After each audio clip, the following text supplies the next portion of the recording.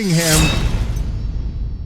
That was sharp analysis. It was sharp analysis. You scared me. No one warned me there was a sickle coming. It was sharp analysis.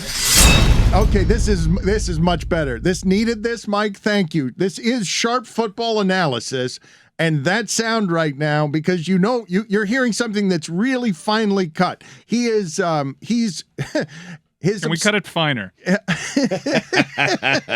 Whittingham, though, when he speaks of the Dolphins, Tyreek Hill is upset because Steve Smith and Shannon Sharp were talking, and they said he's not a real hands guy. And Tyreek Hill then made a video, and the video is him making a bunch of catches.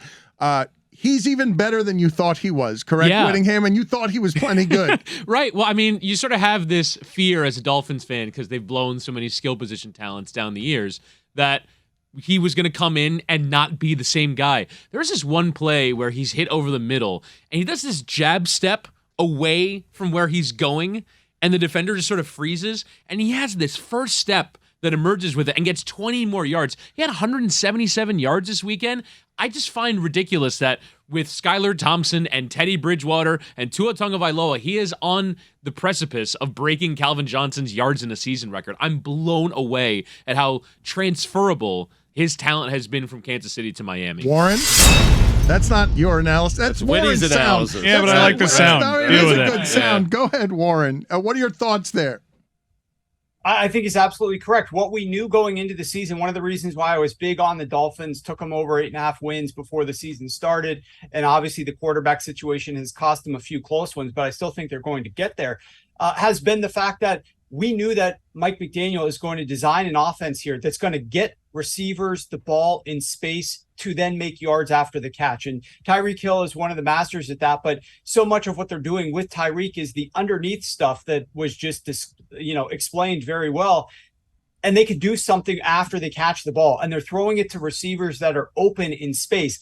Last year, for the last 3 years, the Dolphins, whichever their quarterback was throwing into the tightest windows of any team in the NFL. Their receivers were getting no separation, and they weren't designing offense that was geared around yards after the catch. They had the lowest yards after the catch, the highest rate of targets into tight windows. This year, that's obviously completely changed, and we knew that was going to happen, but it's nice to see it transfer in the manner that it has.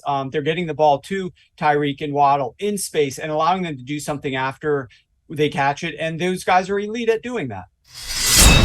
Sharp analysis. All right, Mike, you're right. This is the problem I have right now is a produced segment and he's exceptional. You can tell he is wildly informed. He works for The Ringer. Also, sharpfootballanalysis.com is going to get drowned right now by our listeners going for valued information. And a great mustache. And just tremendous mustache. But I think Mike needs you to shorten up your answers, and I think Amin is distracted over here and laughing. I don't know why it might be the mustache. I don't know why Amin is off in a corner laughing. Why are you in the corner laughing? Because Mike sent me a text message with the picture of Dalvin Cook at the Timberwolves game sitting next to Harry from Harry and the Hendersons. No, that's Chewbacca, wasn't it? That's not Chewbacca. You guys, come on. It's not sharp analysis. It is not. I like the sound. I won't apologize. It's a great sound. Warren, are the Jets good? The Jets are Thank okay. you. They're better than I expected them to be. I don't know yet what Zach Wilson is going to develop into this year, but right now they're playing some opponents that play really well to their style, which is these teams are struggling badly against the run and they're struggling badly against play action. And that's opening up things for the quarterback to have some easier throws and for the running game to really help sustain offense. It doesn't hurt that their defense looks elite against a quarterback like Aaron Rodgers, who doesn't seem to have an understanding of where the offense is supposed to go with the ball, and the receivers aren't on the same page as he is. So they certainly looked better than what they are last week, but they are better than I expected entering the season. Stugotz, listen to this list. Passes thrown behind the line of scrimmage, percentages.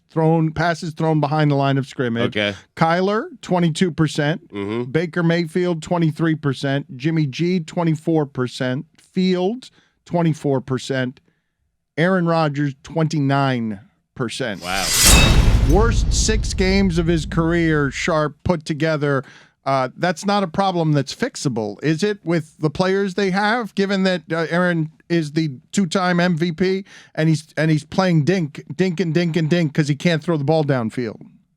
He is. I don't think he has confidence in these receivers. And the sad part is he's begging in the media after the game for the offense to be even more simple. He's already throwing the ball behind the line of scrimmage at the highest rate. What can be simpler than throwing easy screen passes? But he's asking for the offense to be more simple. Now, I don't think he's necessarily calling for more screen passes, but he and LaFleur don't seem to be on the same page as to what they want this offense to look like. And that's a big time problem if you're airing that out in the media 6 weeks into the season of a 17-week season. It's just, I don't love what I'm seeing there. I was anti-Packers to start the year before the season started. I was on the Vikings. The Vikings aren't as good as their record, first of all, but I was on the Vikings over their win total. Oh, wait a minute. That's sharp analysis. Mike, you got it. When he said something, but it was also an aside. I know it was an aside, but he said he gave you like a little sliver. It was a take within a take. Come on, I appreciate it. It was like a sharp analysis Yes. inception. Yeah, we're going to do 10 of these at the end with him. Just 10 of them. The Viking shocking things that are said sharply. I'm sorry. Continue.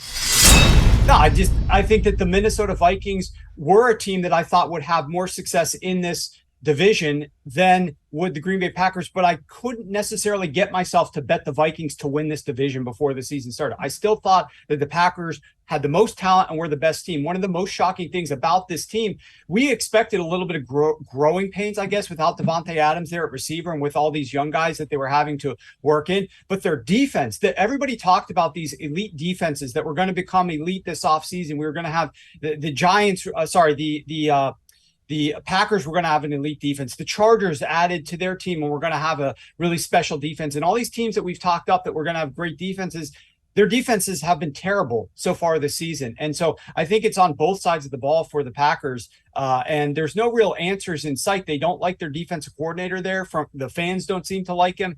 And the same is true with like the Cleveland Browns. That's a team that we knew that their offense was going to struggle, but we certainly didn't expect their defense to be as bad as what it's looking like right now.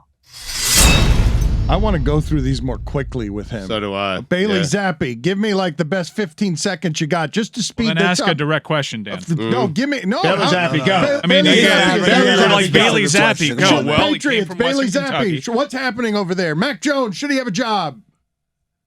Bailey Zappi is absolutely performing better than we expected him to. I am a big Bailey Zappi fan because he's executing what he needs to do. Now, again, he's not doing it against elite defenses, but you can't play any better than he did. He's cut his first game against the Lions. He had the best rankings of any quarterback that week, and he followed it up with another good performance last week, throwing for over 300 yards. Jalen Hurts, go. No, man, a more focused. No, man. Questions. You guys do this Jalen with Hurts the or Josh Allen? Who's been better this season? There you go. Sharpen it up. I think I like the offense that I like the offense that Jalen Hurts has around him, but Josh Allen is the better quarterback. That shouldn't even be debatable, to me at least. It's not. He got caught up in the air because his go question didn't go the way he thought it would. I mean, a bunch of vultures around here. Jeez. Tom Brady. Go. Really concerning. I don't think the coaching staff is doing him any favors with their play calling. I've had issues with their play calling in years past. As their O-line gets healthier, as the receivers get healthier, it should improve. But this team was viewed by me and many as like one of the top two teams in the NFC. And it's wild to look at that conference right now. And you see the struggles for the Packers, who are supposed to be one of the best, and the struggles from the Bucks and the struggles from the Rams. These top three teams, like this conference is really wide open. Say another shocking thing like the Vikings aren't that good. Are the Giants for real? Okay, so the Giants aren't nearly as good as what the record is. Oh, but yes. nobody is doing more for that team than that coaching staff. I looked through that offensive roster. I looked at who they're even throwing the ball to. Who can they stretch the field with? There's nobody there. There's literally nobody that they're able to do any of the things that you would want to do offensively with. You are focusing the offense around Saquon Barkley, and you've got two coaches, Brian Daboll and Mike Kafka, who worked with Josh Allen and Patrick Mahomes, and they're not sure how to develop an offense around a running back as like the best player on the team and the focal point. They keep falling behind in games. and then winning them late. That's obviously not sustainable. However, if this team starts to get better in the first half and call better plays and get to some leads, I mean, look out. And no defenses right now are playing anywhere close to what Wink Martindale is doing. It's really shocking, the system of opposing quarterbacks and offenses that are going up against this defense, because so many teams are sitting back in the two high shells and playing zone coverage, and the Giants are getting after you, blitzing and playing a lot of man. And these quarterbacks nowadays aren't seeing that nearly as much. I saw something on Monday night that really concerned me. Justin Herbert's ribs may be jello, and he's out a lot of weapons, but is Justin Herbert playing like a quarterback that is afraid to get hit? That's a tough question for me. I think Justin Herbert played a very good Denver Broncos team, and they said initially that injury was supposed to be 4 to 6 weeks. This upcoming game is going to be 5 full weeks removed from that injury. So I think he's getting healthier. He's going to look a lot better against the Seattle Seahawks defense. Arizona should have scored way more points than they did last week. They had drives to the Seahawks 5, 20, 23, 27, and 39-yard line, but because Cliff Kingsbury is kind of an idiot, and because they don't have a field goal kicker that can make field goals, they walked away with 3 total points on those 5 drives. They should have scored way more, and I think the Chargers are going to score more in this game on Sunday. Give me another sentence or thought like Cliff Kingsbury is kind of an idiot. Go. Related to the Cardinals? No, just that's a shocking thing to say. I have not heard. Bad question. He asks the worst questions of the football analysis guys. I don't so know. it's like, what was the thing that excited you the most from the NFL season? Go. Cliff Kingsbury's the Arizona Cardinals offense gets better the less Cliff Kingsbury's involved in it. When they are in the second half and they have to let Kyler Murray run around with the football more or create offense or get a play calling quickly because they're down on the scoreboard, that's when this offense is moving. In the scripted plays, this team has scored 3 points in all 6 games of the first quarter. They're terrible in the first half. This is when Cliff is calling the plays, but when Cliff sits back and lets Kyler handle more of the offense and Cliff watches him run around on the field, that's when this team has been at their best by far. Explain Geno Smith. He understands what the coaching staff is looking for him to do and where the coaches want him to go with the football. So they've designed an offense that works, and they've got talent on the outside, and they've got running backs with a capable offensive line that can run the football. And they're basically asking Geno to not make mistakes, but to go and read out the plays as we're designing them, something that Russ was not able to do.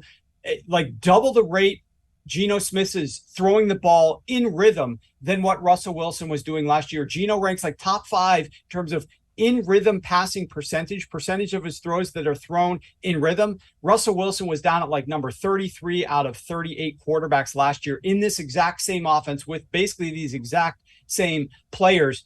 Geno's just running the offense efficiently. He's more than just a pure game manager right now. They also haven't played the most elite schedule of opposing defenses. At some point, you feel like that it is going to come back to earth. But for now, I'm having a lot of fun just watching him cook. And I think he's going to have success against this Chargers defense that's struggling. Last thing here, because it seems like from what you're describing, I didn't hear a lot of people saying that Russell Wilson was the problem last year in Seattle or the last 2 years. But did the Broncos spend bad money on Russell Wilson? What explains these first 6 games of all they can do is score 16 points? They spent the worst kind of money. Why did they give him a new contract? It made no sense whatsoever. And they're in a bad situation now because they not only gave him a huge contract and are hamstringing themselves with the salary cap, they also gave up important draft picks for a team that has a lot of needs. And Russell Wilson is not meshing really well with the offense that's existing now in Denver. He clearly isn't reading the field right and seeing the field, let alone being able to execute everything. And I do believe that this started in Seattle over the last couple of years. You just didn't see it at the forefront, but certainly there are a lot of ex-players and teammates of his that are just willingly coming out and saying, yeah, Russ was part of the problem that we had here in Seattle. And Russ was one of the reasons why we weren't winning the Super Bowl more frequently. And I certainly was one of the biggest Russell Wilson fans during the time that he was in Seattle. So all of this is sort of a shock to me as well. But you got to call a spade and understand what the situation is and analyze it. And I think that a large part of the problem is not just the head coach seems to be bumbling key decisions, and he was making so many critical mistakes in the first 4 weeks of the season, but also it's the way that Russell Wilson is executing this offense. And over time that should improve, but probably too late for them to really be able to do anything this season. And then these cap hits are going to go through the roof.